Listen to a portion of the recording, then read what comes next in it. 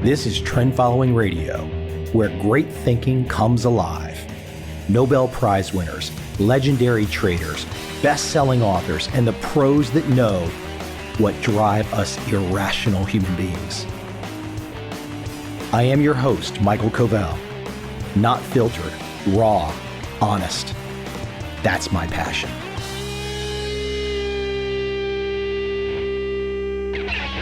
Time for a little blast from the past. That's what happens when you got 1,000 episodes. You can go back into the archives and pull some good stuff forward. Because you can't make a damn diamond every week. And you can't always get the most brilliant people every week. Now, don't get me wrong. I think everybody I've had on this podcast is brilliant. Some a little more brilliant than others. I happen to think the three individuals today are really damn smart. I also put these three interviews in my 2017 edition of Trend Following, my 5th edition, a little Jack Schwager Market Wizard style interview transcripts. So you'll find these three that you're about to listen to in my 5th edition of Trend Following. First off, episode 242, Jean-Philippe Bouchot. This is a great trend following conversation with a great trend following trader. He happens to be one very smart guy. Number 2, episode 359, Campbell Harvey, the good professor. Another really smart guy who has a really great trend following perspective. And finally, number 3, episode 373, Lasse Peterson. Guess what? Another really smart guy.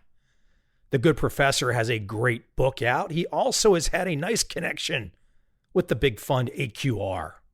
Hey, if you want to understand trend following, if you want to understand how to make money, if you want to understand how to think when the whole damn world is running around with the mental masturbation of GameStop and Bitcoin.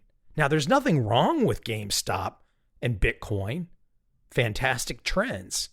But let me ask you a question. Do you want to be the jerk off running around with his head chopped off with no idea what to do? Or do you want to know what to do when the next one of these things happens? That's what the three guests that you are about to listen to today can help you with. Not the current one happening in the moment. That's gambling. But what these guys can do is help you with the next one. Let me give a crazy example. Neighborhood friend back in the States, his 20-something college-age son texts me about GameStop. He's got it all figured out. He's got a plan for what he's going to do. Got to get in on a Thursday, get out on a Friday. I mean, I'm like, what are you talking about? Look, that's not a plan. That's gambling. And if you want to gamble, there is nothing wrong with gambling. But if you want to gamble, trust me, because I know, I've been there. I've done things you can't tell your mom about. But guess what? If you want to gamble, go to Las Vegas or go to Macau. Same amount of money. You get to the same end result. You lose it all. But you're going to have a lot of fun. Now, one caveat there. When I'm talking about fun, and I'm not only talking about ladies per se, but I'm not a gambler. But I got to tell you, there's a lot of fun in Macau and Las Vegas. And that's all I'm going to say. Now, for the rest of you that really want to understand some trend following goodness, let's jump right in now. And let me give you a little dose of Jean-Philippe Bouchot, Campbell Harvey, and Lasse Peterson. Because damn it, if you want to make a little money, these three guys have got the perspective you must have.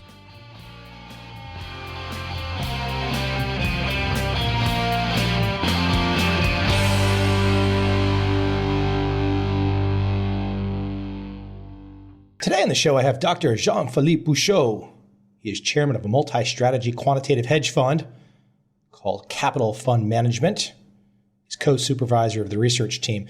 He is a well-known authority in the field of econ physics and a co-author of Theory of Financial Risks and Derivative Pricing. He's a professor of École Polytechnique, where he teaches complex systems. He is a member of the European initiative called CRISIS, standing for the Complexity Research Initiative for Systemic Instabilities. and he holds a PhD in theoretical physics from École Normale Supérieure. I hope you enjoyed this conversation.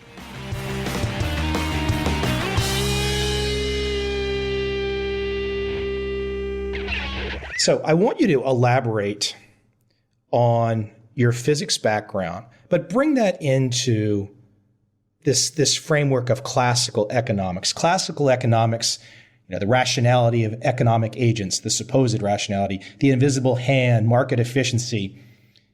But for some reason, the idea of empirical data often gets left out of the equation. And I think, and I've seen this with some other traders that have had success, a physics background is different. It allows you to maybe look at the world through a wider lens. Yeah, exactly. I mean, I'm surprised that you say all of this, because that's more or less what my usual message is, and you've captured it all in a few words. Yeah, it is true that I'm a physicist by training, and physics is of course learning through doing experiments, and you learn that theories are no good if they're not able to reproduce observations. And even if your theory is beautiful, if it doesn't fit, it doesn't fit, and too bad, and you just have to throw it in the dustbin and start again. So, as a physicist approaching economics and finance back in the early 90s, that's what struck me most, is that there's a philosophical aspect to the way economics and finance theories are built, very much axiomatic and imagining how the world could be or should be, and then developing the theories without much care about what's going on out there. So I guess that for a while it was justified to do that because data was not so easy to access. So the whole academic world has developed without data in a sense, and so people had to maybe supplement the lack of data by axioms and by ways of thinking that can happen too in physics, actually.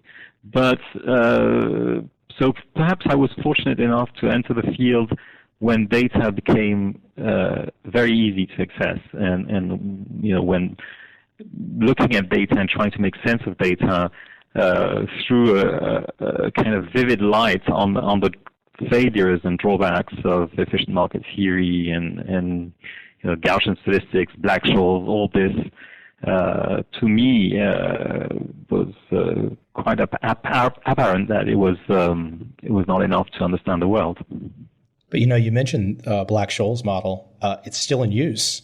So even though that systematic underestimation of risk is well known by people like yourself, it's still in use. Yeah, I know. I've been ranting about that for ages, and one problem is students. You have to teach students something, and Black-Scholes is so easy to teach, and it's so beautiful mathematically that a lot of people just resent the idea of having to put it all down and start again with something more messy. Of course, the world is messy, and being messy, it's much harder to teach, to focus on the right things, and by definition, you have to form your intuition on something else than mathematics. And I think that's why physics is good at that, because it gives you a lot of examples where you can put your hand in the dirt and try to push on some button and see what happens. But I think the same should be more and more true with economics and finance now through two channels. One is the availability of data and the possibility to make experiments on data, simulations, that is, and even without data, you can do simulations. You can invent worlds of people trading according to certain rules, or firms producing according to certain rules, and implement whatever rule of thumb or feature of the world that you think should be there, and then just run the simulation and see what happens. And then what's very striking when you do that, first, it's fun because you kind of play God, and second, very quickly you realize that some of the rules just don't work. They don't represent at all what seen out there, and others seem to capture something that's very close to reality. And so my impression is that by training people more and more with this type of background, this type of experimental background, in a strange sense, because experimenting with simulation is a strange notion, which actually, even in physics, it took a little time for people to accept that simulation was a legitimate way to do science. I don't know if you know Mark Buchanan. He's a science writer, and he wrote a few years back something on numerical simulation, which I like a lot. So if you give me 1 minute, I'll find the exact quotation, because as I said, I think he's spotted it right with his own well. Okay, so I have it. So Mark Buchanan, in an article, op-ed, I think it was, in the New York Times, just after the crisis in October 2008, said the following: "Done properly, computer simulation represents a kind of telescope for the mind, multiplying human powers of analysis and insight, just as a telescope does our powers of vision. With simulations, we can discover relationships that the unaided human mind, even with the human mind aided with the best mathematical analysis, would never grasp." And for me, this is the essence of what the physics way of doing things has brought to the game. Just so people don't think that perhaps you're giving an interesting marketing story about a physics background for your trading firm, your firm does not hire traders. Am I correct? Yeah, it only hires physicists. And okay, people can think that, but we've been saying the exact same thing since the mid-90s when we started. And I know for a fact, for two reasons. Well, first of all, because the everyday life of CFM is driven by data, is banging our heads against data and trying to make sense of what we see and make models inspired by what we see. And the second thing, which shows that it's not pure marketing, is that I think we're very strange as a trading firm to have published something like 100 scientific papers in the last 20 years, all published in academic journals, which shows that it's really in our DNA to consider science as the right way to do things, if you want. Well, let's jump right into my primary reason for reaching out to you today, which was seeing your paper, which really didn't have any big fanfare, just kind of all of a sudden appeared in the internet ether, and 2 centuries of trend following. And I wonder if you might lay out a scenario for how that paper came to be, and then we can discuss some of the specifics inside it. Okay, so as I said, we've been publishing papers for 20 years now, and this particular paper was on the back of our mind for a long time. There are 2 reasons for it to appear right now. One may fall in what you call marketing, which is that we've been launching in January this year a fund called Institutional Systematic Diversified, and a part of that fund is based on long-term trend following. So it is true that we needed to give some support to why we're doing that. And the second thing is that we recently, in the course of the very last few years, had access to much longer time series than we had in the past. And in particular, we've been able to go back to beginning of the 19th century on commodities and indices in terms of data. And so this allowed us to backtest quite a number of ideas, and in particular trend following. And in a sense, to our surprise, we realized that the strategy has been extremely consistent since, well, as long as we could go back in the past. And this seemed to us to be a very interesting finding on the year where the Nobel Prize is given to Fama and Schiller and Hansen as well. But this debate on the efficient market hypothesis, on which I've been pretty vocal myself in the last 10 years, I think it is ironic that it's given to Fama, who's still arguing that there's no bubble, there's no crashes, that the market went down in 2008 in anticipation of the crisis and not the other way around, and that everything is perfect. And trend following, momentum in general, is something that efficient market theorists have a real difficulty to explain, because that's completely out of the framework. I mean, it's very hard to evoke some kind of risk premium that would be associated with trend following. So it has to mean that markets are not that efficient. There's a lot of other clear discrepancies between theories and reality, but I think this one is a very genuine and clear one, which talks to everybody. I mean, just looking at the trend on the long time scale is giving information on the future motion of the market, then it really means that all the public information is not included in the price right now. So for me, it's both from an intellectual and commercial point of view a very interesting finding. I thought the statement that jumped out at me was, and this is from your paper, quote, "The existence of trends is one of the most statistically significant anomalies in financial markets," end quote. And that's a powerful statement. Well, we've been looking at financial markets in the last 20 years, and it's very hard to find extremely significant statistical effects. You can find them on the high-frequency side, but then there's a lot of murky things around high frequency. First of all, costs are tremendous if you want to trade at high frequency. So it's not clear that all the high frequency anomalies that have a strong statistical signature are, as economists would say, very relevant from an economics point of view. On the other hand, these very slow trends, where a lot of money can pile in and has piled in, is of course much more mind-boggling in a way, and also has to be taken into account both for academics, but also from the point of view of professionals.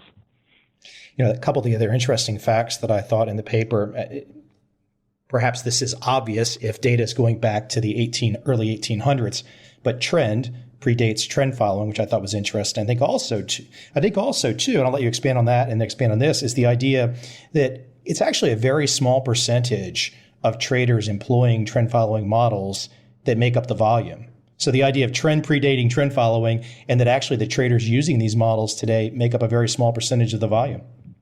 Yeah, I agree. Well, you can see it both ways. I would rather say that actors systematically implementing trend clearly is posterior to the existence of trends. But I would say that traders on aggregate using trends is probably the reason why trends are there in the first place. And people using trends have been around for 200 years. And that's my interpretation of what we see, is that there's a lot of people, of even small people, who on aggregate play the role of trend followers and therefore create these trends. It's interesting also, you mentioned Fama and the split Nobel Prize. I had a chance to speak with Harry Markowitz recently, who's very lucid. And the point that I made with Harry was, Harry, did you find it interesting that when you wrote back in the 1950s, this is what we should be doing, that within a few decades, other academics had taken what you said we should be doing and had said, this is what we are doing?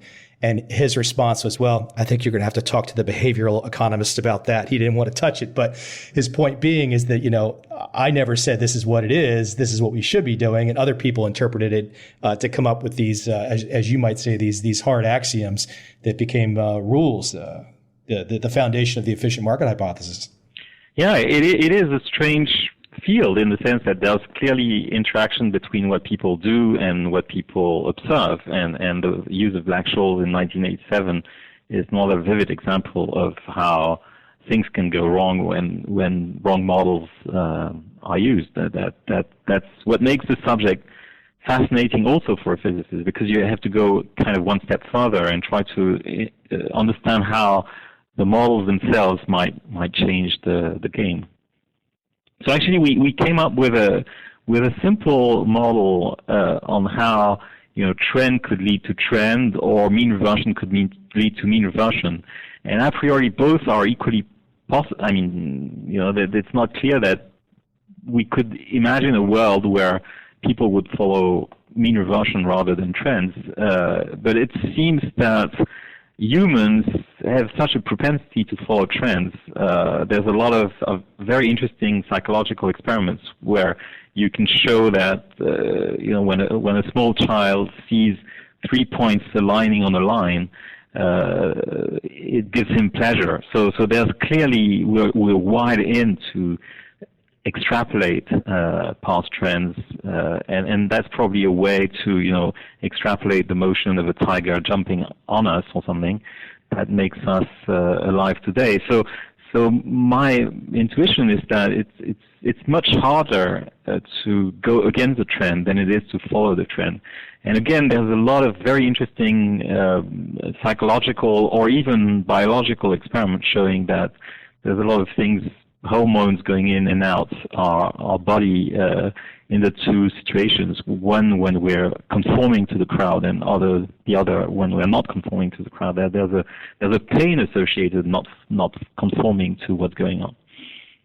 Classical economics has no framework through which to understand wild markets.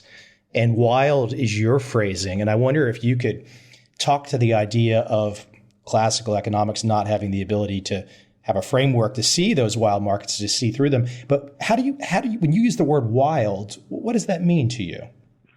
Yeah, okay. So you're referring to a paper that I wrote in 2008 in Nature, which was just after the unraveling of the crisis, and this made me react very strongly because I felt that this was, in the cards, and of course other people had seen it coming, but I was not too happy with the way economists had been kind of dismissing all the attempts to introduce a little more wildness in the description of economic systems and financial markets.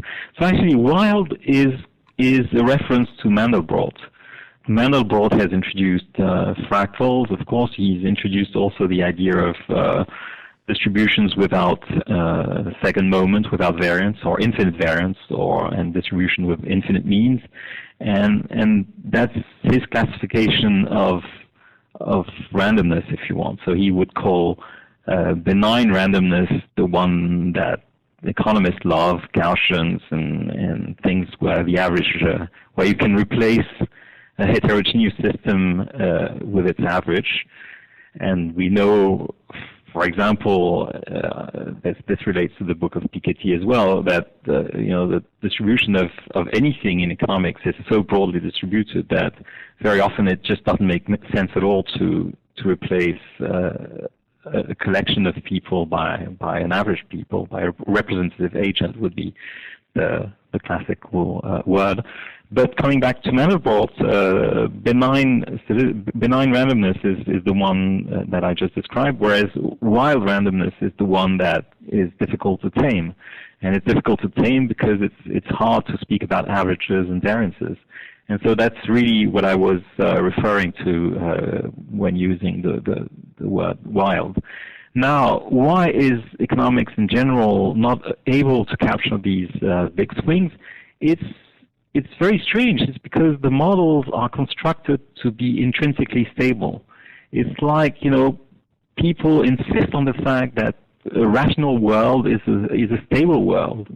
And so your model should be stable. And so economics model come up with equilibrium points which are intrinsically stable. That is, if you perturb them by a small amount, they're going to naturally go back to equilibrium. And this is so much ingrained in the model that it's by definition impossible to have a crisis. And what's interesting is that when you remove a few of these rational assumptions and introduce market imperfections, then it's very easy to find situations where the rational equilibrium of economists, even if it still exists, is actually unstable. It it's perturbed by small external shocks in such a way that the system goes out of whack for a while, and this is what we would call a crisis. So I think that the mathematical apparatus is there to allow us to not only describe but anticipate to some extent, or at least make space for crisis in the economic world. And for me, this is a fascinating topic of research on which we've been focusing in the last few years. You know, I'll leave you with this, but I think the fun thing talking to you is you sound like you're having fun with this subject. You have fun with what you do. You get to wake up every day and have fun. Yeah, exactly. That's totally true, and I'm happy you say that. There's not much more to say, but you can just feel. I could feel it because it's an experiment to try and find empirical data, to try and solve the puzzle to the best that you can, given that there's always going to be uncertainty. And I think what I have loved over the years, talking to you today, many of your peers, is just that when one accepts uncertainty, there's a certain honesty to it. And I think it's a lot of discomfort for me when people are so certain about what's going to happen. And so I personally enjoy. But you know, I think that's a big difference between physicists and economists. And I think there's a lot to be written about this. And you know, in a sense, I would say that we're privileged as physicists because we don't have to talk to politicians and we don't have to make statements about how the world is supposed to work, in the sense that, nobody's relying on us to make political decisions. And I think there's a huge amount of pressure on economists because they're under the spotlight. They have to come up with stories and decisions. And this means that it's very hard for them to take a step back and say, okay, I'm really going to try to understand what's going on here. And maybe it's going to take me 10 years or 20 years, but at the end of the day, we'll have a better theory for the world.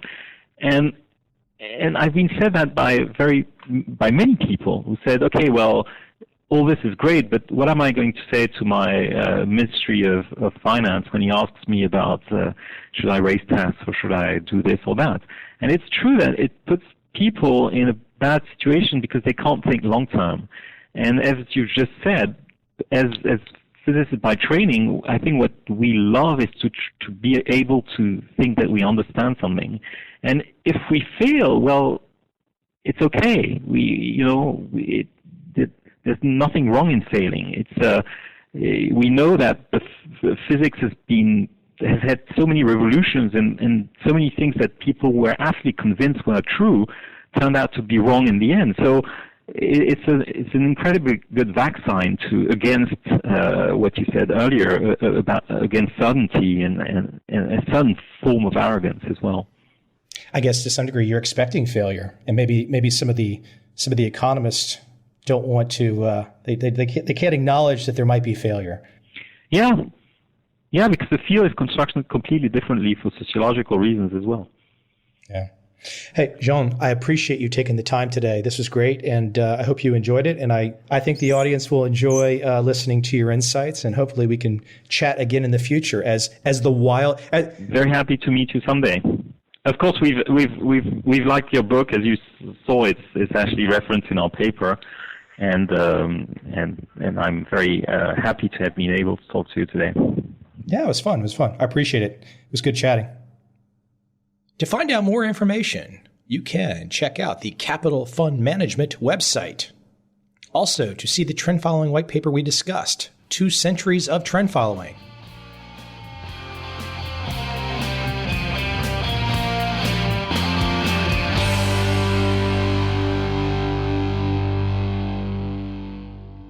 I have a sneaky suspicion that a lot of you are going to really like this particular conversation. My guest today is Campbell Harvey, Canadian economist known for his work on asset allocation with changing risk and risk premiums and emerging markets finance. He's a professor at Duke University as well as a research associate with the National Bureau of Economic Research in Massachusetts. For those of you that love the conversation of the bell curve and skew and risk and volatility, Campbell is extremely proficient at really good explanations. I hope you enjoyed this conversation with Campbell Hart.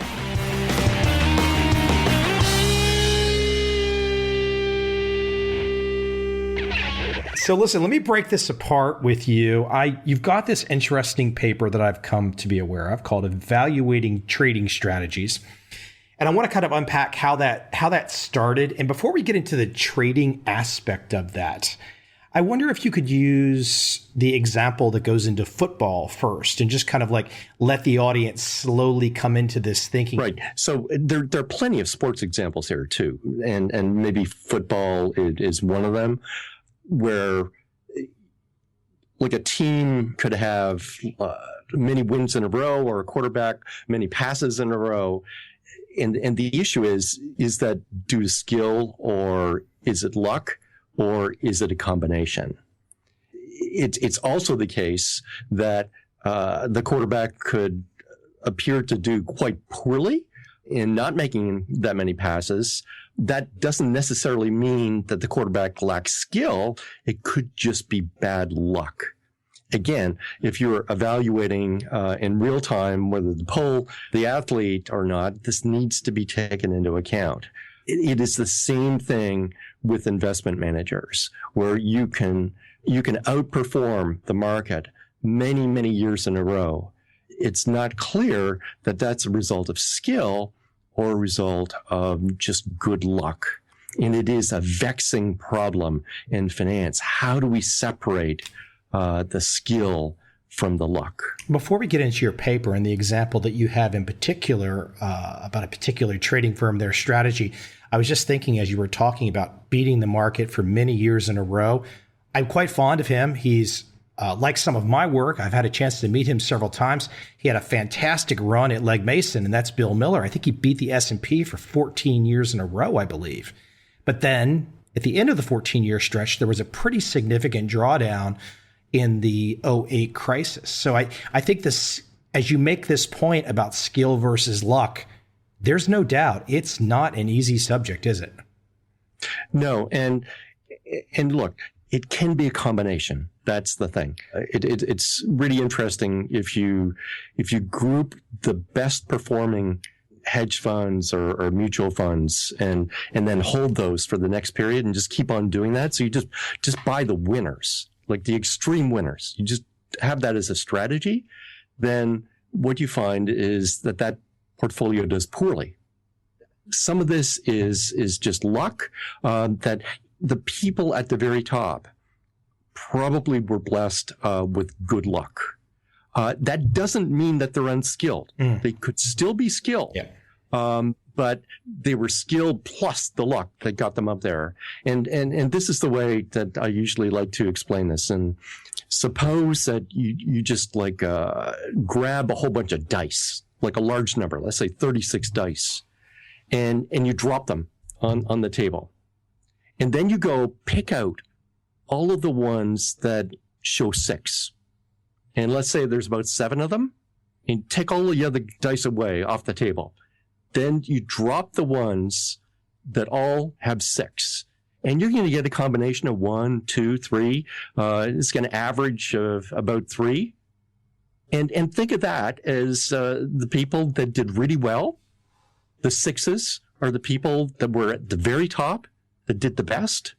And then when you throw those dice again, it's just natural that you're not going to get 7 6s from those dice. So a lot of this has to do with regression to the mean and luck.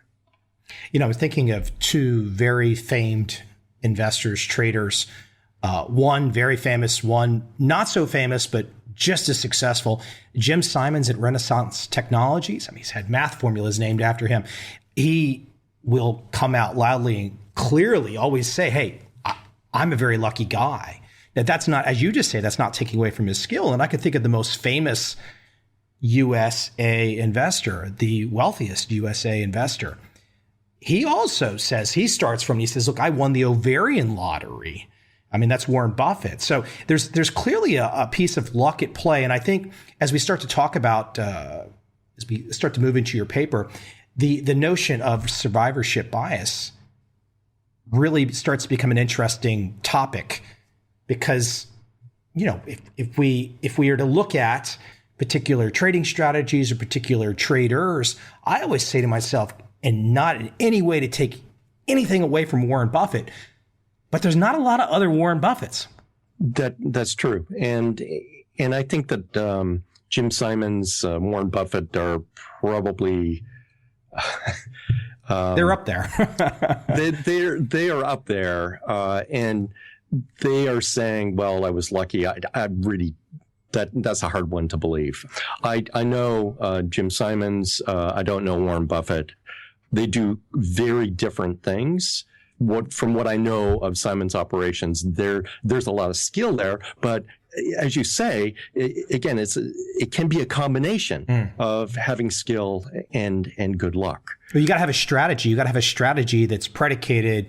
I'm thinking maybe for both of them, perhaps you have a strategy that puts you in a position to benefit, which I think is a skill to think this through, puts you in a position to benefit when the unexpected happens. If one has a strategy that can operate like that, that starts to be skill-like. Yes, no, definitely. And again, it might not always work. Sure, process versus outcome. You could have a great process, and it doesn't necessarily mean that outcome's going to be beautiful every time, right? That is correct. And you mentioned survivorship bias, the people, the winners are the ones that survive. There is a kind of reverse type of bias, and that is that some very skilled investment managers drop out because they've had bad luck. That's kind of a reverse survivorship bias. But this is really important, that this idea doesn't just apply to investment managers. Just let me discuss just for a minute another research paper I have that does a psychometric survey of CEOs.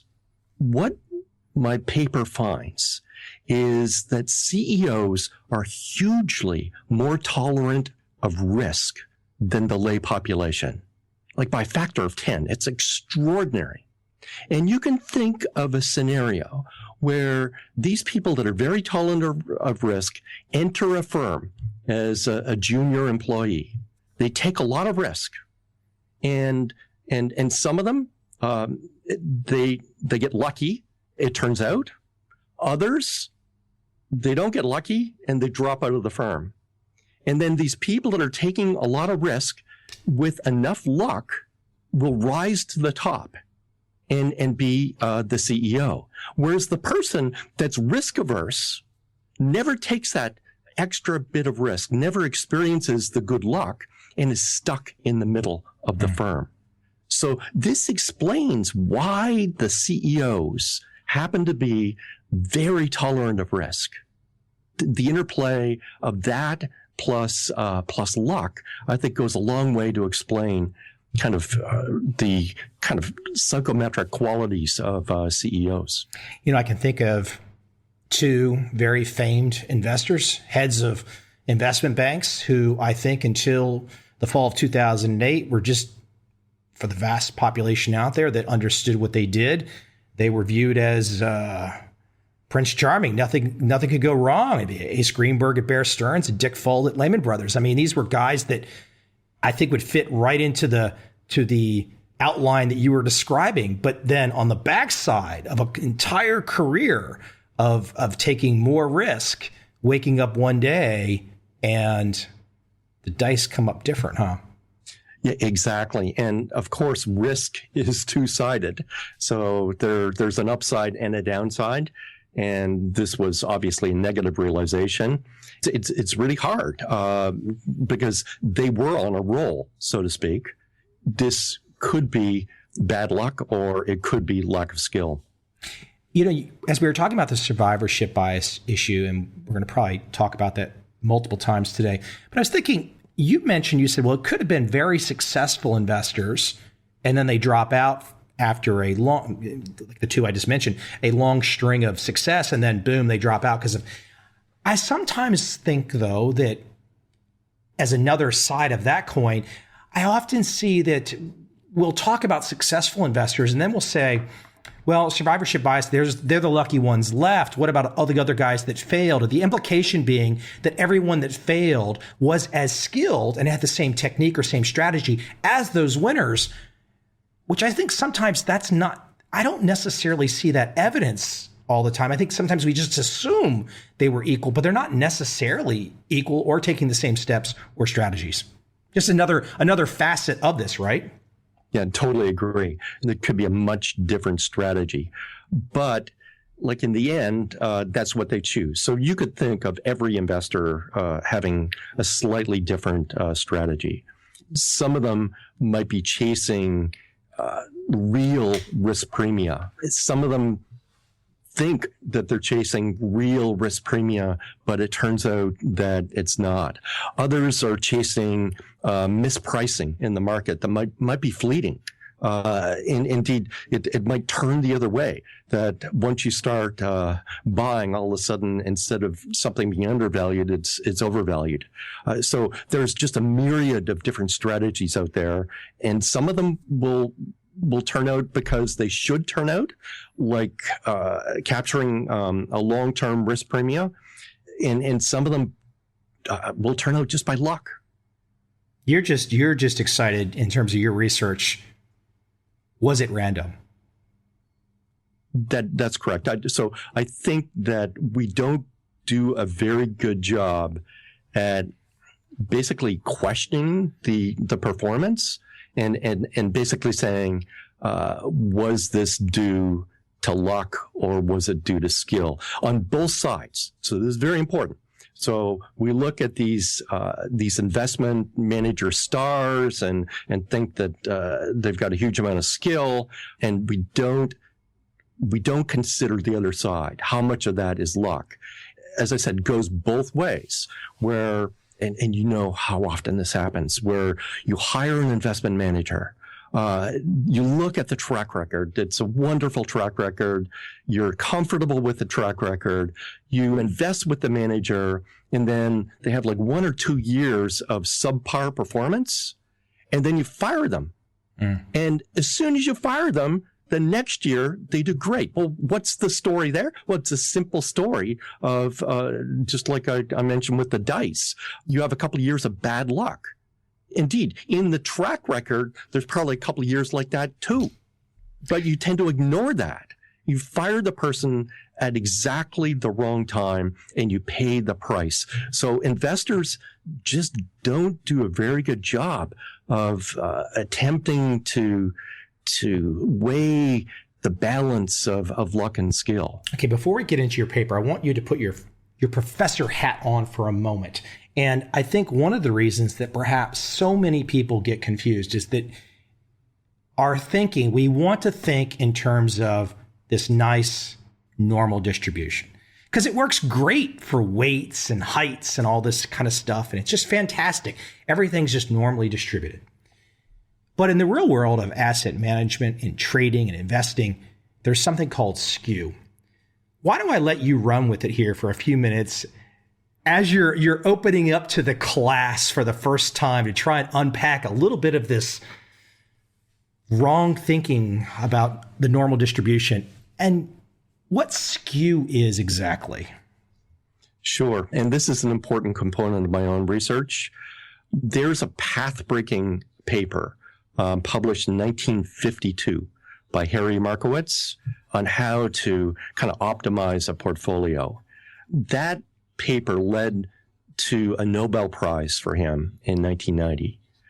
And basically what this paper does is it says, well, what we want is a portfolio with the best possible target return, but the lowest volatility for that level of target return. Essentially, this is the optimal trade-off of expected return and risk. And I'd like to put risk in quotations because in this path-breaking paper, there is a footnote that's buried at the end of the paper that basically says this only is appropriate if the asset returns are normal and investors have no preference for skew. So let me explain what that actually means. If the asset returns are so-called normally distributed, then there's no unusual tail behavior. That means that there's no severe downside. There's no severe upside. The upside and the downside are exactly symmetric. The usual measure of volatility, that's exactly what happens. That, for example, you could have a stock that is going up dramatically. Maybe it goes up like 300, 400%, and it's got a high level of volatility. And you can have another stock that goes down dramatically, maybe goes down 95%, and it's got the exact same level of volatility. Volatility doesn't tell you anything about the direction. It's measuring the surprises in an absolute sense. So volatility is symmetric. It treats the upside and the downside the same. Skew, on the other hand, tells us the balance between the upside and the downside. So you could have two portfolios that have the same target return, that have the same volatility, but they've got a different skew. So one has got an abnormally high probability of a severe downside. The other has got an abnormally high probability of severe upside. So for any investor, it's obvious which one to choose. You choose the one that has got more upside than downside. I've been on a campaign for many years to try to change the way that we think of risk, change the way that we actually do asset management or portfolio management, to take this asymmetry between the upside and the downside, to recognize that it is rare that any asset return is so-called normally distributed, and actually make that part of the portfolio management exercise, and equally as important, make it part of the risk management exercise. I am tired about hearing about these 20 standard deviation events, like what happened to the Swiss franc, or and there's many other during the financial crisis, the Russian crisis, all this stuff. 20 standard deviation events. It's not 20 standard deviations. Only 20 if you believe naively that these asset returns are normally distributed. They're not. So don't even tell me this. It doesn't make any sense. I've had Harry on my show. I had a chance to meet him before. He's a really neat guy. He's still sharp as a tack. I think he would make the argument, and I think he has, that like, okay, I did my paper, and this was, I don't want to use the word exercise, but that's what's coming to my mind right now. I think he was surprised at how the industry took his work, and he really wasn't a part of what happened, but they kind of took his work and ran with it. And that was essentially how modern finance got built off the back of his work, isn't it? That's a fair brief synopsis, isn't it? Yeah, no, I was at a conference with him 3 weeks ago. It is that 1952 paper is an amazing paper. I've only mentioned one thing that he foresaw. There's another important one also.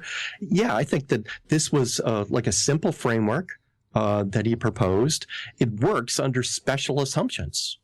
He was the one that recognized what those assumptions were, but then you're right, the industry just goes with something and doesn't think about, like, when is it appropriate to apply and when isn't it? When I teach finance at Duke University, it's one of the main lessons for my students is, okay, we've got these models. All these models are wrong. That's why they're called a model. You're simplifying reality. And the issue of applying your skill is knowing when to apply a simplified framework and when not to. In certain situations, it's fine. Other situations, no.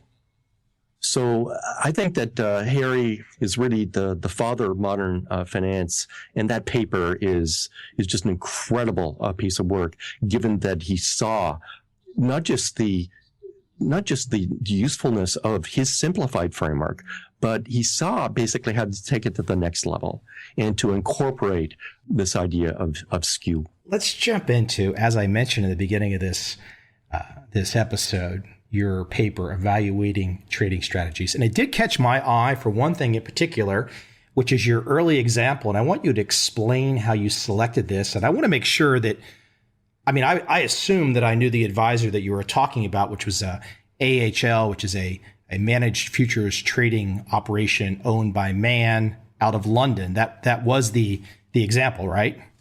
Yeah. So let me describe the example. And it's from a seminar at Mann AHL, who, as you say, is a managed futures house that manages about $15 billion.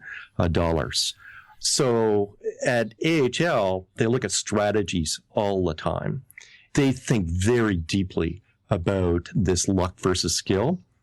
This is a strategy that basically they showed a cumulative profit from 2004 through 2014. It's a graph, and it's basically going straight up. It's extraordinary strategy where it's got 1 year that has a very small negative return in 2004.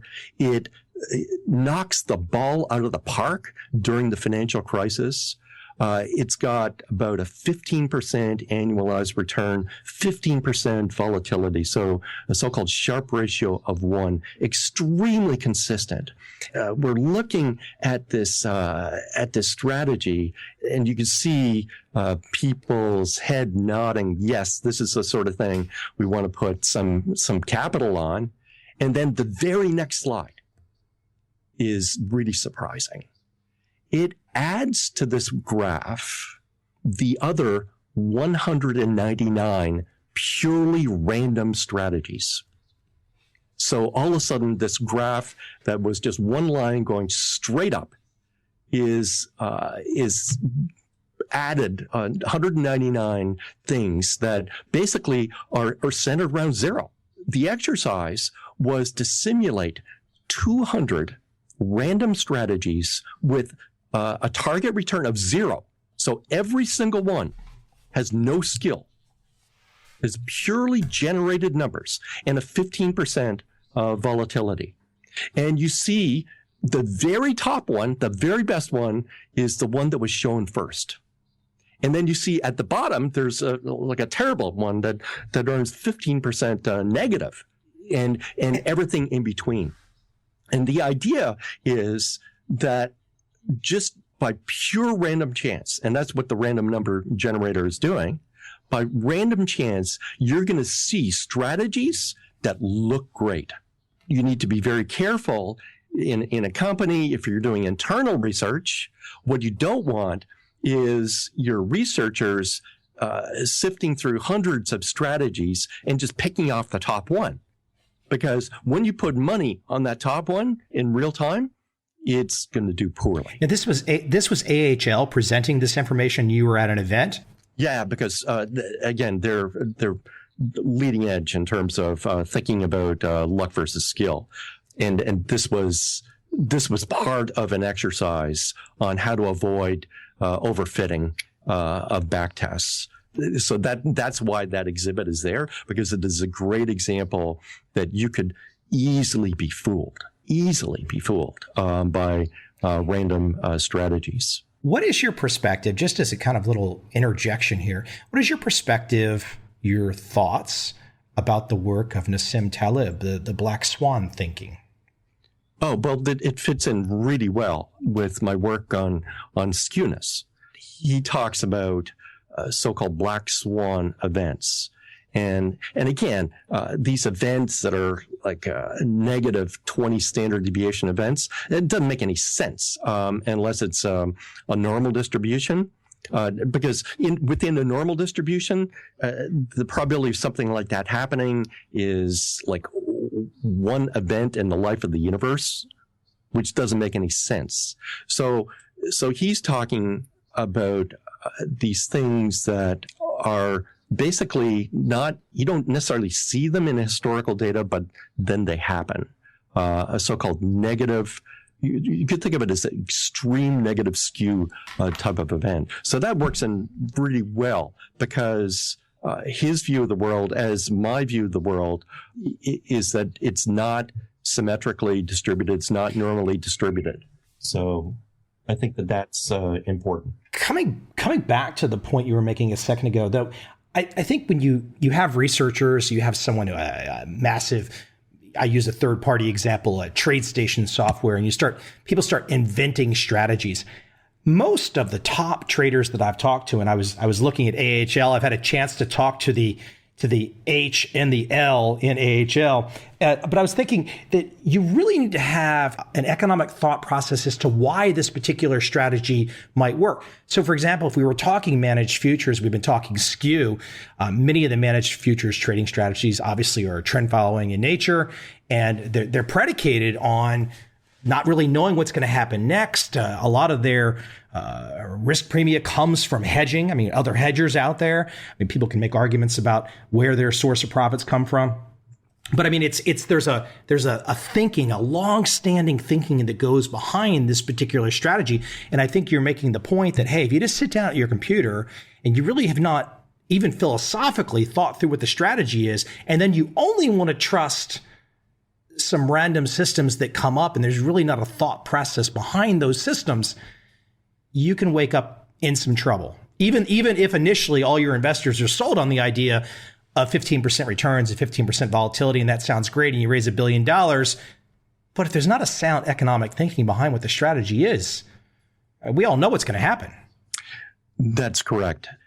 So this is the way that it should work. And I do know from direct experience, this is the way that it does work at a firm like Man AHL. And maybe it's no surprise that they've done so well with this. So basically, a researcher would come up with an idea, but without looking at the data. So they come up with an economic framework.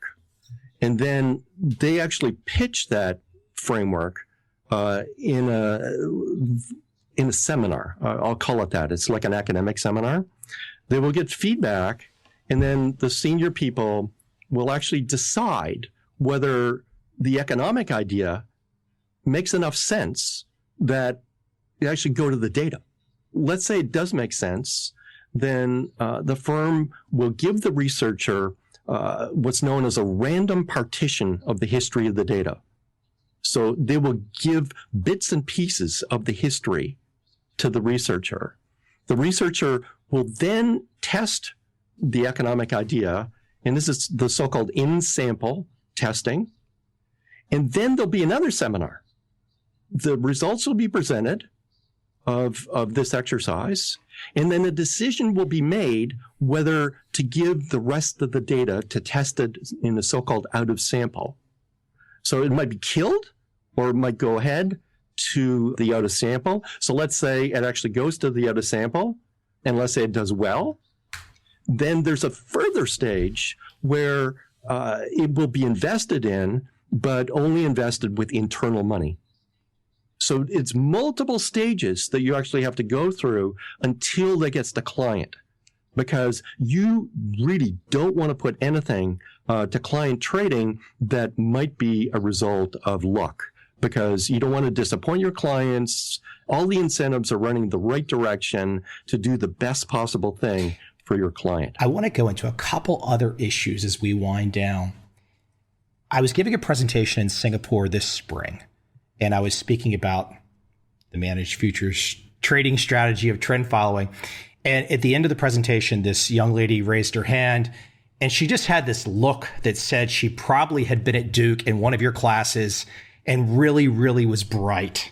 You know, she just had that look that said, "Oh man, I'm in trouble. She's going to kill me. She's going to obliterate me. I'm dead."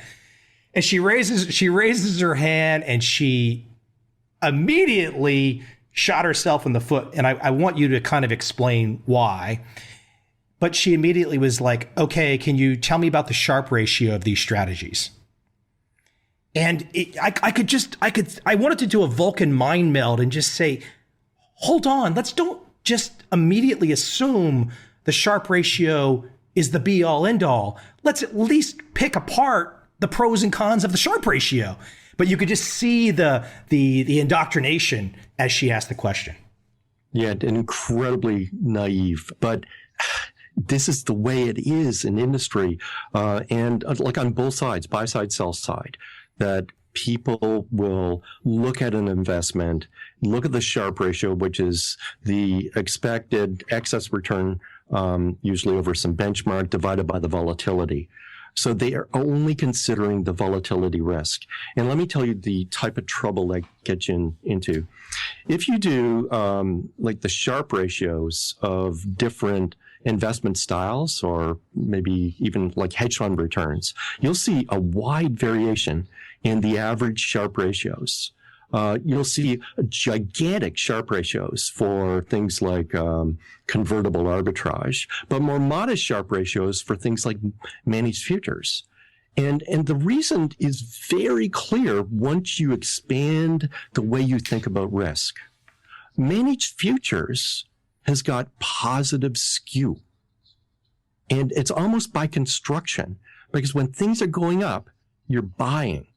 That's the same as replicating a long call option. When things are going down, you're selling. That's like replicating a long put option.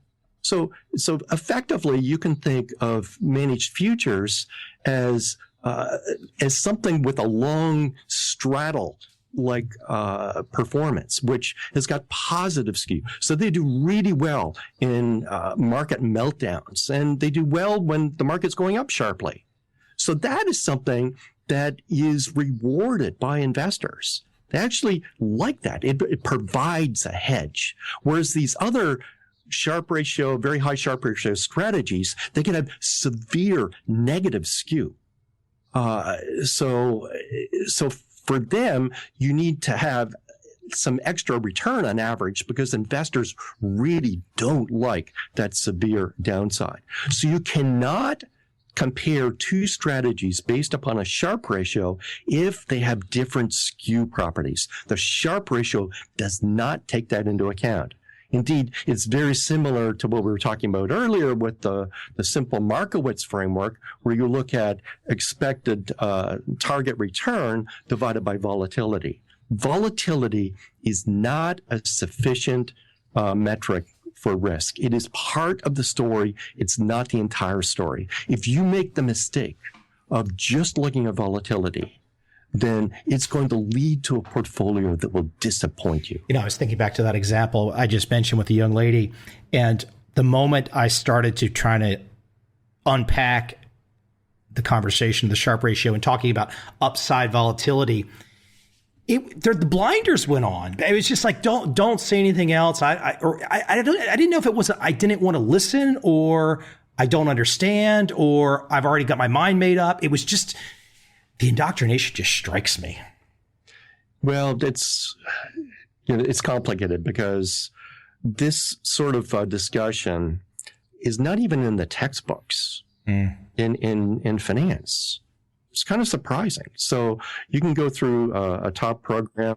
That is a truest statement. Anyone listening right now that doubts you, I want them to go find where you're wrong. Yeah, it's one of the reasons I don't use the textbook for what I teach. I teach out of my own notes and my own research articles. But this is something that you have to point a lot of fingers here, including pointing fingers at my own colleagues. So I just don't think that we do a good job of explaining risk to our students. I think in my classes, about 3 classes, where we just sit down and just think about what risk actually is. That's such a great, you're making an absolutely fantastic point there. And I'm thinking this as we're talking, it's the put aside all the jargon and to get people to conceptually wrap their arms around the idea of what skew is. And even getting rid of the word skew, so to speak, and getting people to sit down and look at it all and really just, I think a freshman in high school with no math training, if properly explained what's going on, could understand this. Yeah, no, I agree. Let me give the other insight Sure. in Markowitz's article that is relevant for this discussion. And that is that his framework assumes that you exactly know all of the inputs. You exactly know the volatilities. You exactly know correlations between assets, and you exactly know the target return. Exactly. There's no uncertainty in any of the inputs. Whereas in the practice of management, there is uncertainty. So another dimension of risk is that you think the correlation is, let's say, 0.5, but you're not sure. Maybe it's 0.2, maybe it's 0.7, but it's certainly not exactly 0.5. The same for the volatility. You think it's 15, but you're uncertain. Maybe it's 12, maybe it's 17. This is another dimension of risk. So most people think, well, risk is just the volatility. Well, another way of thinking about risk is, well, what if you don't know what the volatility is? Well, even deeper, what if you don't know the distribution? So it's not normal. We kind of know that, but what is it? So, or the skew. We don't know what that downside tail actually is. We can maybe estimate it, but we're not sure. All of this is risk, and it's rarely taken into account at this level, that there's a difference between risk and uncertainty. People usually group those together, and it shows that they really haven't thought it through. I think one last point to kind of end on as we talk about the notion of estimates and so many of the decision makers out there that are in charge of institutional money or making allocations. I mean, it'd be a long story to get to the point as to why many of them have maybe a faulty foundation. But the fact that so many decision makers that are in charge of other people's money think that somehow or another there is a perfect prediction for tomorrow, and that estimates are a bad thing when estimates are basically all we got. It's really crazy as you know what, that we've got to a position where there's so many people that think the world of investment management is supposed to be perfection. It's just an insane notion that we've got ourselves to this day and age. Yeah, and unfortunately, the actual investors kind of reinforce this because they will judge the manager based upon the past quarter or the past year. And that leads to a different type of behavior on the part of the manager. I would much prefer, as I said earlier, take a look at the track record. You're comfortable with it, fine. And what I actually recommend that investors do, and the investment managers, is to educate the client as to what could happen. So one way of doing that is really simple. Let's say I've got a 20-year track record. What I can do is to create, with the real data from those 20 years, an alternative history by kind of randomly sampling years and put them together. And then just keep on doing that.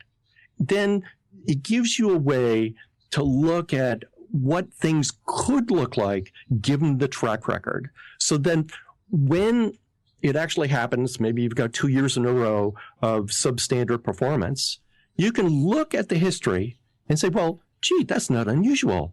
That happens 25% of the time, given the track record. So if you believe the actual track record and you actually analyze it in this way of creating alternative histories, then it really helps you avoid the mistake of firing a skilled manager, basically because they've had some bad luck. If I see 1% a month, every year, I'm either thinking it's Bernie Madoff Jr. or another long-term capital management.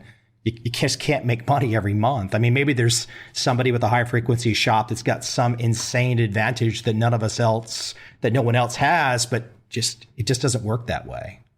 Yeah, this is a great example of, actually, one of my exam questions was almost exactly this. So you've got somebody that is basically an S&P 500 portfolio, but on top of the S&P 500, they're writing out of the money put options and out of the money call options. if there's not that much volatility, you're collecting a premium. Month after month, given that premium that you're collecting, they beat the market. 1% here, 2%, 1%, 2%. It just keeps on going. It's a legitimate strategy. It is foolish to think that that is beating the market or alpha or whatever you want to call it.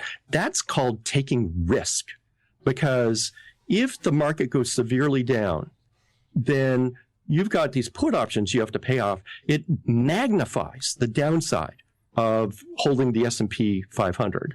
And on top of that, it cuts off the upside, because if the market goes up substantially, you need to pay out for the call options. So all that does is to take a portfolio of the S&P 500 and tilt it towards negative skew. And that's the reason that you see a return pattern like this, that people are getting a little extra return because at some point there's going to be a severe downside.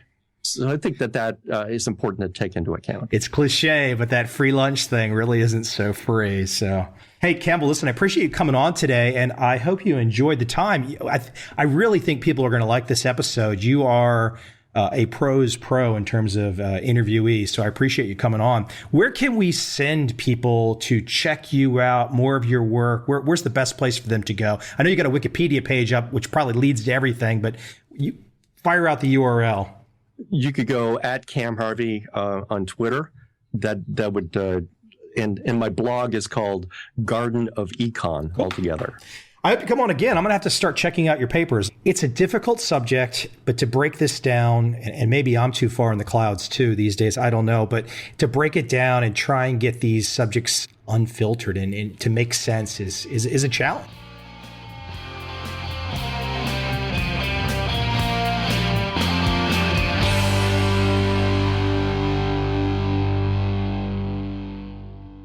Lasse Petersen is a finance professor at Copenhagen Business School and NYU Stern School of Business. He is also a principal at AQR Capital Management. His new book is titled Efficiently Inefficient. That's what we break apart today. I hope you enjoy this conversation.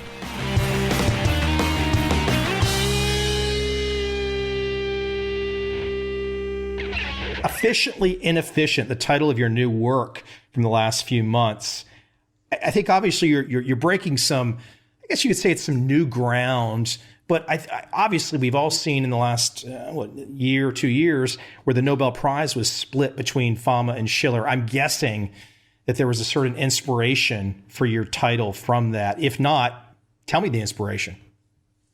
Yeah, that's right. So there's been this long academic debate about whether markets are efficient. In Gene Farmer, he stands for this view that markets are fully efficient and prices reflect the fundamental value of securities, versus prices are inefficient. And Schiller, he sort of represents the opposite point of view, that market prices are irrational. They're driven by investor irrationality, and investors push prices far away from their fundamental values.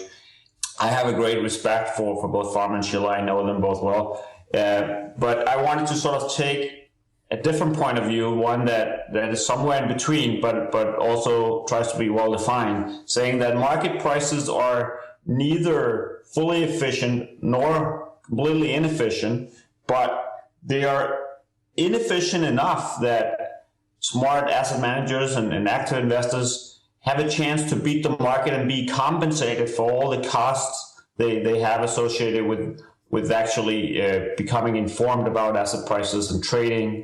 At the same time, market prices are efficient enough that the marginal investor is sort of indifferent about pursuing this active investing, with the benefits being, better performance, but the cost being transactions costs, asset management fees, and the costs associated with finding a good asset manager. So there's just that equilibrium in which markets are just the right place in the between. They're just efficiently inefficient.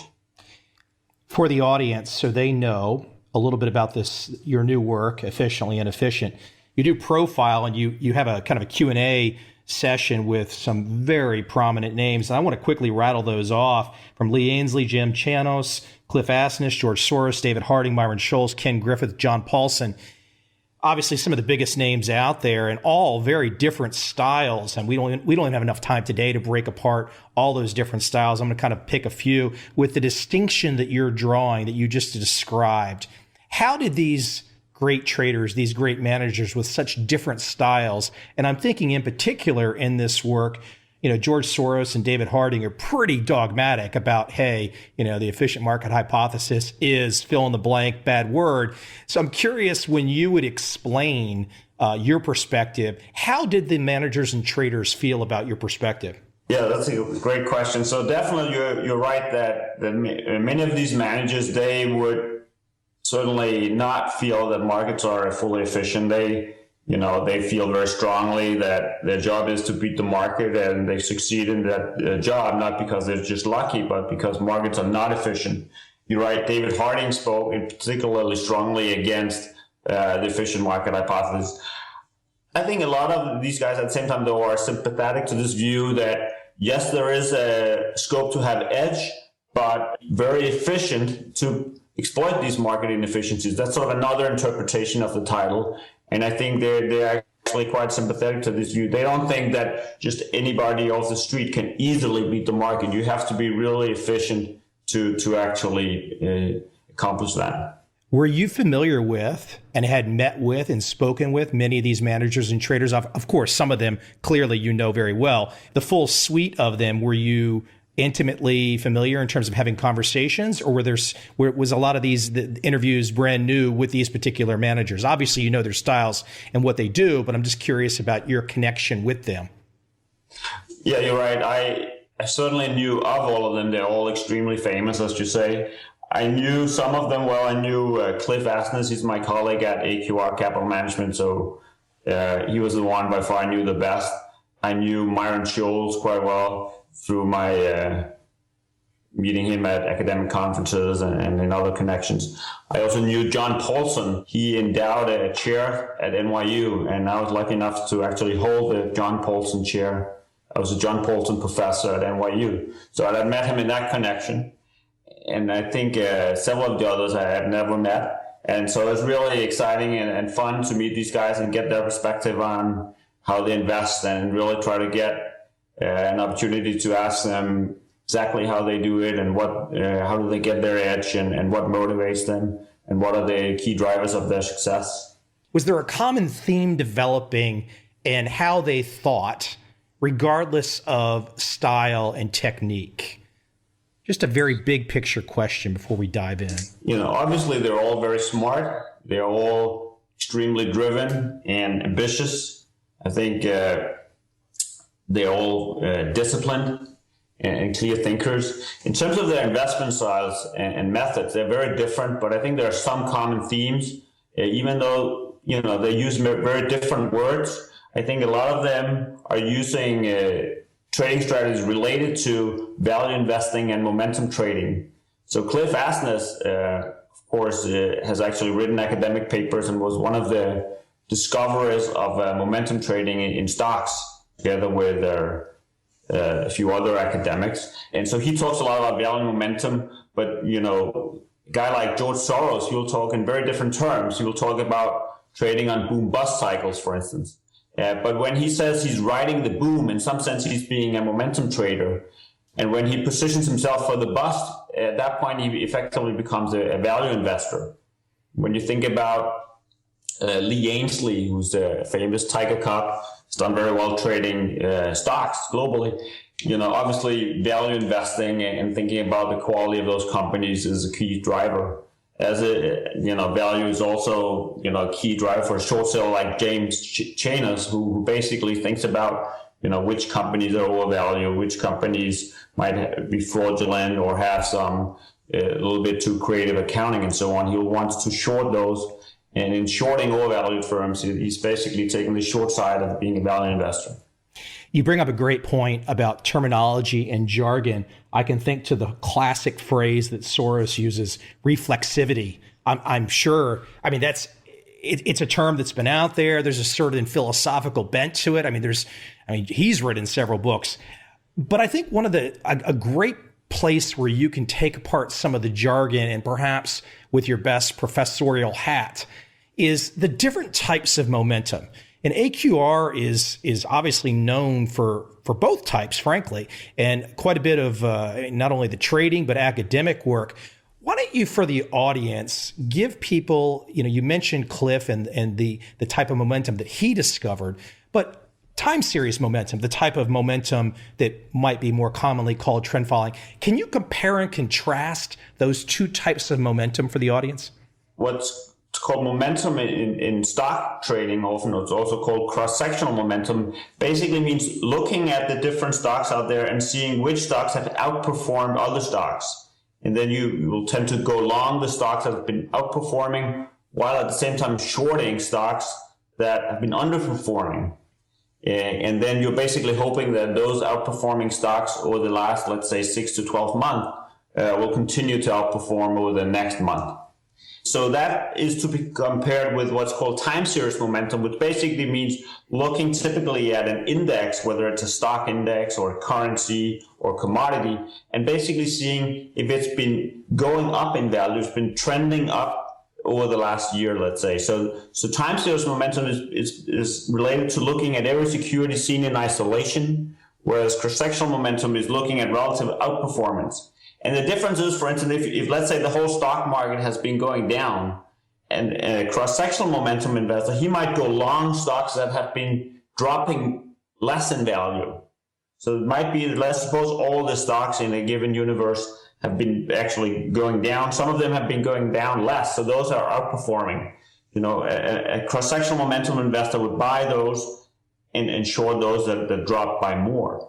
Whereas a time series momentum investor or managed futures type of investor, he would just short all of them. He would say, they're all trending down. Let me short all of them. Going back to something you said as well, too, you mentioned the idea that some aspects of the technique of these very diverse traders and managers, that there's commonalities. I think one of the commonalities that I would love you to talk about is gambler's ruin, risk ruin. Yeah, they're certainly all quite aware of risk management, and several of them actually was also told me about some of their losing trades. I think a lot of them are obviously very happy about the winning trades, but they're also quite marked and have learned a lot from their losing trades. It's really important that you learn from your losing trade, but also that you don't go bankrupt from your losing trades. Are there any losing trades in a particular trader or manager that come to mind right off the top of your head? Yes, so Lee Ainsley talks about one particular losing trade where he had like a great investment thesis. His analysis was correct, but it turned out that the management that were supposed to deliver on those great promises for that particular company was not capable of doing it. And he really learned the importance of the management and has since really paid very close attention to the management of the companies he invests in. And, also Chinas talks about a short position he had that kept moving against him for a variety of reasons. Fortunately for him, he has a position limit, so as the short position moves against him, it gets bigger. And so this is one of the risks of short selling. When you're short selling, you lose when the stock price goes up. When the stock price goes up, if you have a fixed number of shares, now you're actually short more dollars or, a bigger value, and the risk potentially increases. So therefore, he has a position limit, and he would actually reduce his position as the position moved against him. And that helped him to limit the losses in that particular trade. Most people out there, if they're familiar with Julian Robertson and the Tiger Cubs story, generally a fundamental style of thinking and trading. I thought was interesting was your questioning to Lee Ainsley about his quantitative aspects of his trading methodology, particularly portfolio construction. Yeah, that's right. So he has a number of investment professionals who go out and meet with management and meet with the different competitors and try to really understand the industry where each company operates. But at the same time, he told me about the fact that they actually have a quantitative system to evaluate their positions, the risk exposures, and to really help them make the portfolio construction as efficient as possible. Looking at all these managers, looking at these traders, their track records, studying their performance, is there a strategy? I don't want to ask the silly question, is there a best strategy? There are different strategies for different reasons. But is there a strategy, do you think, across these managers, these traders, that's perhaps more repeatable? There's only one George Soros, or there's only one Paulson. What about survivorship bias? Do you see a particular style across this selection of traders that's more repeatable? Well, I think what's common among these strategies is that they're not just this magic effort by this genius, but I think that we can actually understand the core of many of these strategies. There is an economic logic behind why they work, but at the same time, they require tremendous skill and dedication and hard work to execute them well. I think in my book, I tried for each of these styles and strategies. So I talk about equity strategies, macro strategies, arbitrage strategies. And for each of these, I try to understand what is the basic economics behind why they work and how you could create a repeatable process that could deliver potentially outperformance. It certainly has to be very difficult to do because otherwise these things would be arbitraged away. Were you looking, when you were putting this book together, were you looking for the particular styles or were you looking for the particular manager and trader? I started with actually thinking about what are the various classic styles. And then for each of these 8 styles that I identified, I sought to basically get the most prominent current investor who's still active. And so I wrote down these 8 names and I thought, how am I going to get them to say yes? And so I started with the people I knew the best. And then when those guys said yes, I had a connection to someone who knew George Soros. So then Soros said yes. And then when I started asking the next people, it started getting easy when you have Paulson, Asness, Soros, and the like.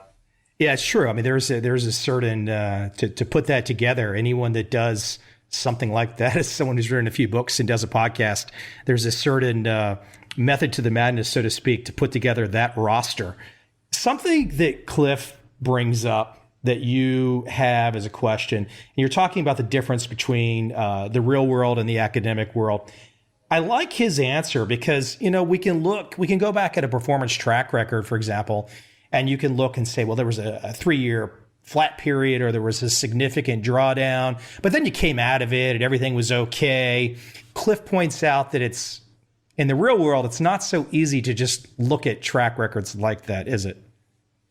That's right. He talks about when you're actually going through such a tough period, there's a time dilation, he calls it, where it seems like time is going much more slowly and it's really painful actually to have those losses, even if you have greater gains coming out of it. It's really just an extremely tough period. And I think that's part of the reason these strategies work, in that it certainly is hard work to do it, but it's also really stressful and it requires a lot of discipline to just continue to do the right thing. When you're starting to face losses, there's a lot of temptation to panic or, do various things that are not part of the original plan because you think those losses might, be too difficult to handle otherwise. It's interesting too. A lot of the traders and managers that you put in this book, I mean, that's one of the things they have to deal with is on a daily basis or a monthly basis, whatever, dealing with clients and kind of making sure clients are on board with the strategy and understanding that there could be down periods, et cetera. I'd like to bring something up that I talked about in advance with you, which is Warren Buffett. A lot of people don't know that Warren Buffett has had multiple 50% drawdowns, so to speak. I don't know the exact number, but there's something too that if you're going to produce the type of performance that he's produced over the years, you do have to be willing to take and handle a significant down period. But why don't you talk about Buffett and his alpha? I think you really put together some significant insights where a lot of people say, well, hey, hold on. If Buffett's just a value investor, why is he so much better than everyone else? You've kind of broken down and taken apart why he is so much better. Yeah, that's right. So we got the data on Buffett's performance. We looked at both the performance in the sense of just the Berkshire Hathaway stock. So as you know, Warren Buffett is running the firm Berkshire Hathaway. And so one way to look at his performance is to just follow that stock price. But you could also see the publicly traded stocks that he holds. So Berkshire Hathaway has to make a filing to the SEC about the publicly traded stocks that they own, so we can put together that portfolio and simulate that portfolio at the same time. And the first thing we looked at is just how good is Warren Buffett? How good do you need to be to become one of the richest people in the world? And it turns out his Sharpe ratio is about just over 0.7, between 0.7 and 0.8. Which I think actually surprised a lot of people when we showed them this number, because a lot of people had assumed that he had a Sharpe ratio above 1 or even above 2, as a lot of hedge funds are bragging about numbers in that range. It turns out he has had tremendously high return, but he has also had quite significant risk, leaving him with the Sharpe ratio, which is still incredibly impressive because it's about double the Sharpe ratio of the market. So for the risk he's taken, which has been substantial, he's actually, or over the long haul, been able to deliver double the return relative to that of the market.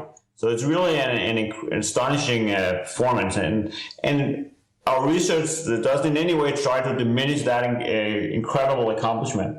But so when other researchers have looked at it, they have recognized he's a value investor. He talks about being a value investor. And so you can also regress his return on the return to being a value investor, which is called the value factor. And that factor explains some of his performance, but only a small part, and it leaves a huge alpha, that's sort of a big unexplained part. What we then did is to say, well, let's also regress him on the return to being what we call a quality investor. So what he buys is not just cheap stocks, but he also buys high quality stocks. And he talks about that in his speeches and his writings, that he really likes to buy high quality goods and high quality companies at a reasonable price.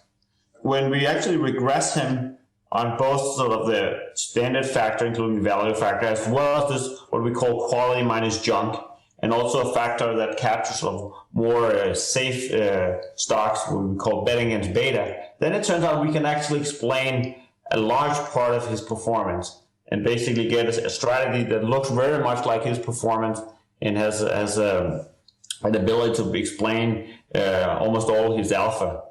What we interpret that to be is basically what he is doing, what he's saying he's doing. Yes, he's a value investor, he's a quality investor. He likes to buy stable, profitable, high-quality companies at a reasonable price. And those types of stocks have done well in general. The interesting finding is it's not just the quality firms that he has been buying that have done well, have been good investments. It's quality firms in general. And so those types of stocks in general have performed well. And he has benefited from being a very early investor to recognize that and exploit it. And he's been able to leverage it through his insurance company in a very clever and very smart way, and really performed extremely well as a result of those investment choices and that leverage strategy. Yeah, you mentioned leverage. He definitely is using leverage to a degree that perhaps the novice investor might not understand, but obviously he's doing it in a very smart way. But he's not a trader devoid of leverage. Yeah, that's right. He speaks quite negatively about leverage often, and certainly there are risks to leverage. If you look at his portfolio and his performance, you can see that he uses leverage in two ways. Number one is that you can simply look at his balance sheet and you can see that he has leverage. He has a number of liabilities. He's been issuing bonds, for instance, as one source of leverage, and he has a lot of insurance-related liabilities. And we estimate his leverage is about 1.6 to 1, meaning that, for every dollar of equity capital, he will then invest in $1.6 of companies. Another way to see that he's using leverage is, you remember I mentioned that we could simulate the performance of his portfolio of publicly traded stocks. We can look at the volatility, the risk of that strategy, and then we can look at the risk or the volatility of Berkshire Hathaway stock. Turns out the volatility of Berkshire Hathaway stock is bigger than the volatility of his publicly traded stocks. That certainly is consistent with the idea that the Berkshire applies leverage to the portfolio. So if you add leverage to a portfolio, then you will tend to increase the risk.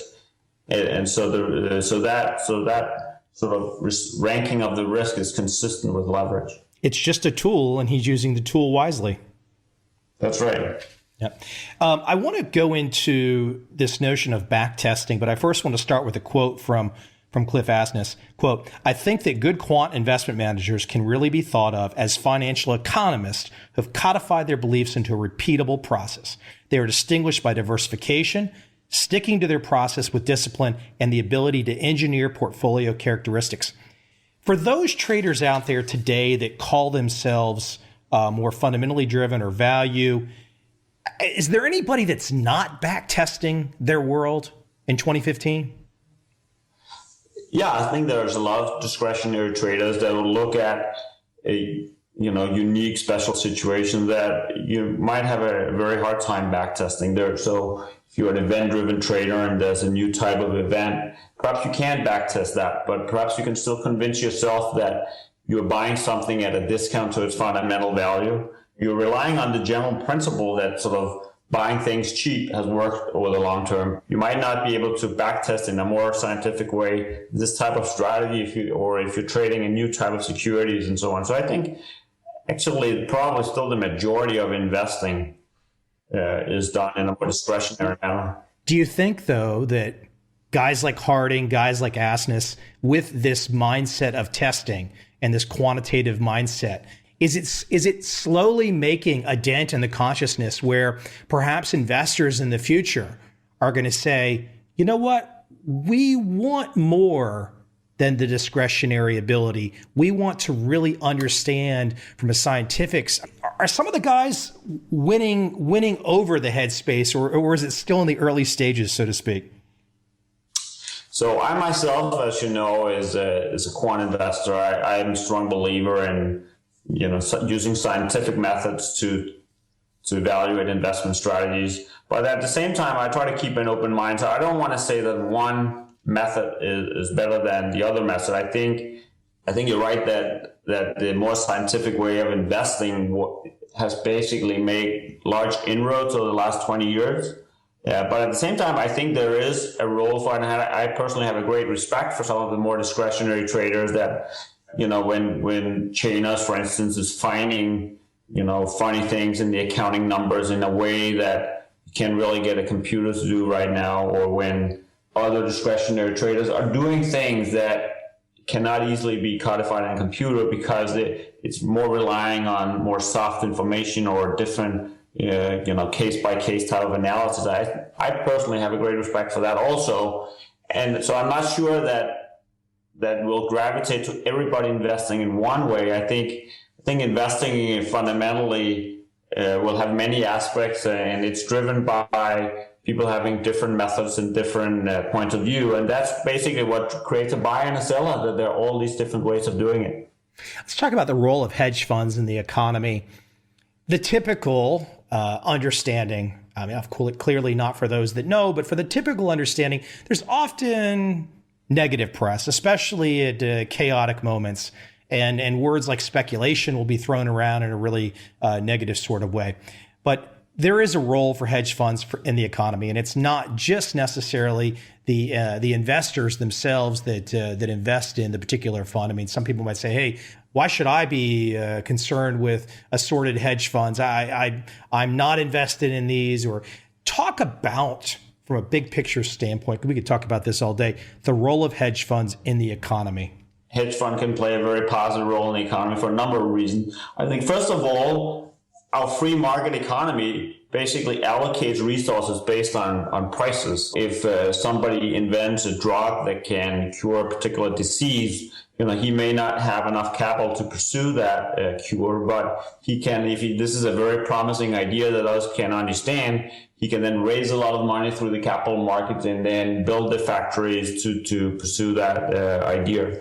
Whereas another inventor who has a perhaps not very useful idea, he might have a difficult time raising money, and therefore the machines and the real capital, the factories are allocated to the more promising idea. Now that whole notion relies on market prices being relatively efficient. The company with the more promising ideas, their stock price has to be higher, their market cap has to be higher in order for them to be able to really raise more capital and build more machines.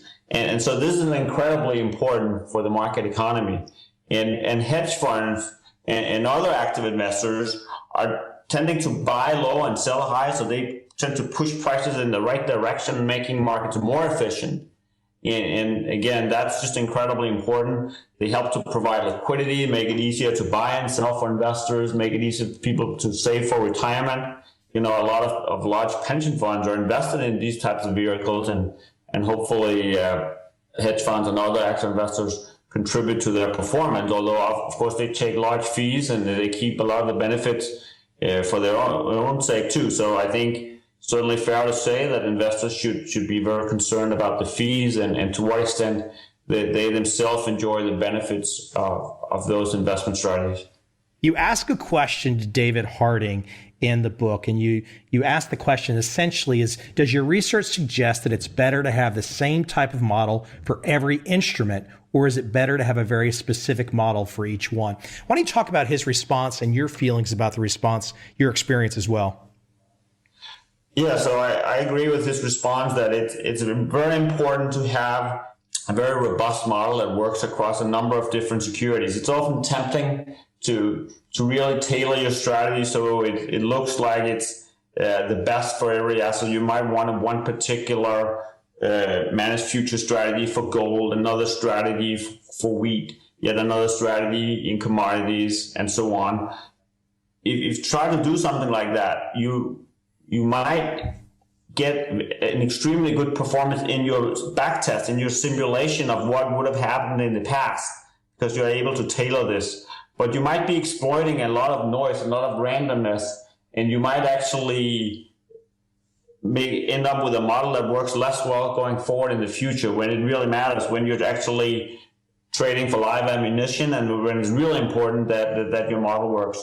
So to avoid that kind of data mining or overfitting of your model, it's often better actually to have a simpler strategy, one that, how do you get confidence that your strategy has a chance to work going forward? Well, if the same strategy has worked for gold, not just the last year, but not just last 10 years, perhaps the last 50 or 100 years, and if the same strategy has worked across all the commodities, and not just all the commodities, it's worked for a bunch of currencies, if it's worked for equity indices, if it's worked also in fixed income markets, then you start to get a lot of conviction that this strategy is not just randomness, it's not just a coincidence of the past that will not repeat itself in the future. Then you start to get some conviction that this type of trend following strategy or managed future strategy has a chance to actually work in the future as well.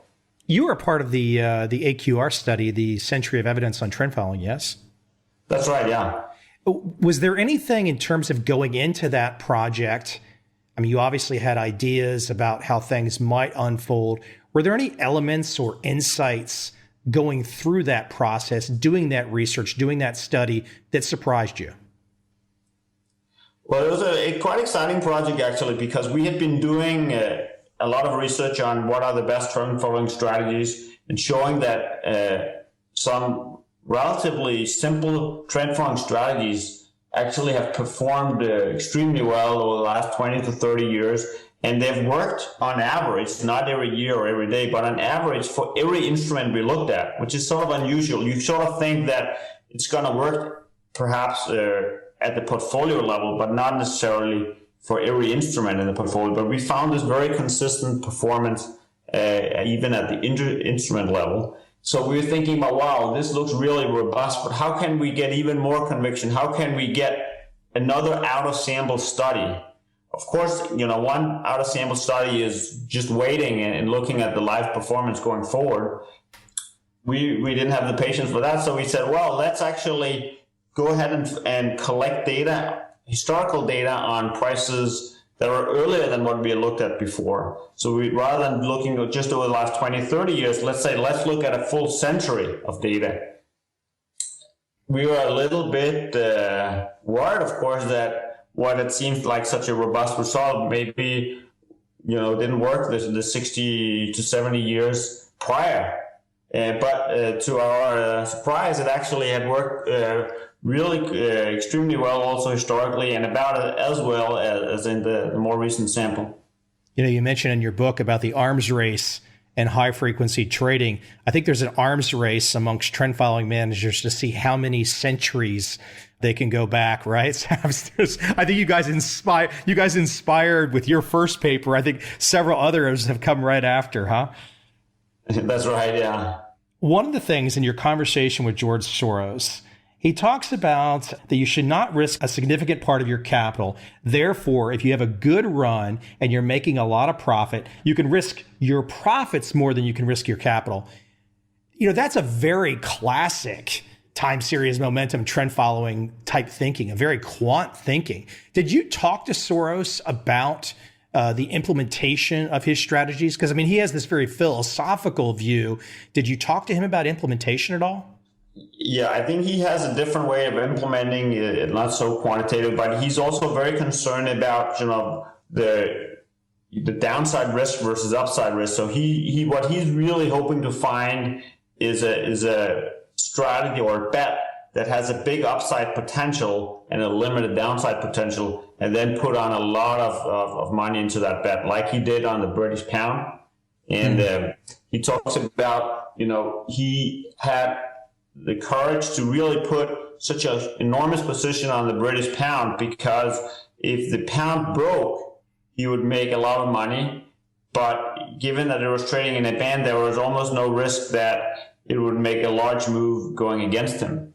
And that type of thinking actually, he told me, inspired John Paulson in the way he sized his subprime bet. So I asked actually John Paulson whether it was true that he got the idea to size the bet he did the way he did from Soros, and he confirmed that in that interview. So that was sort of a fun back and forth.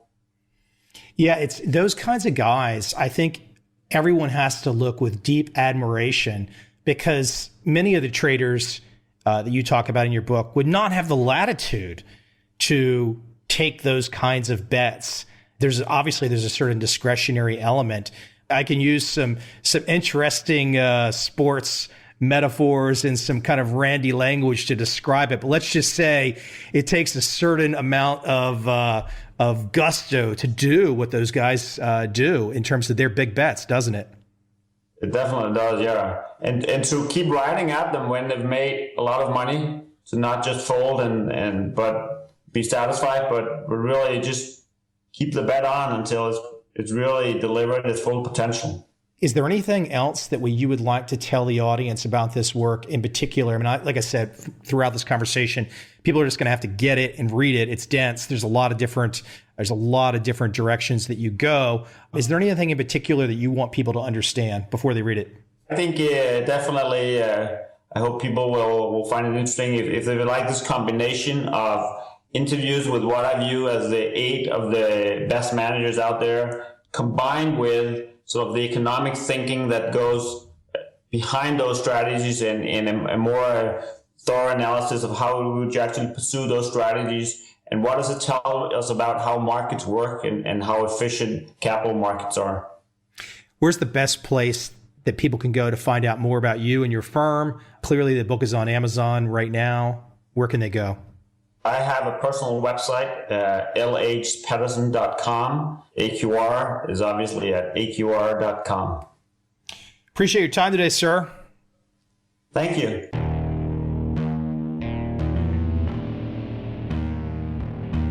I see a time when those awake will understand how to make money in up, down, and surprise markets.